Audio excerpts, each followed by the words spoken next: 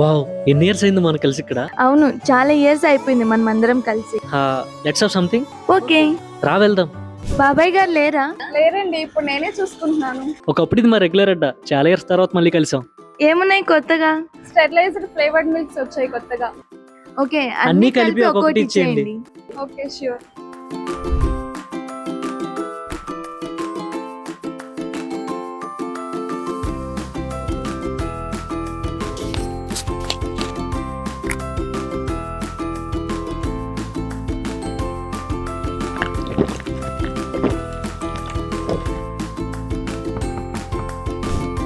చాలా బాగుంది కదా.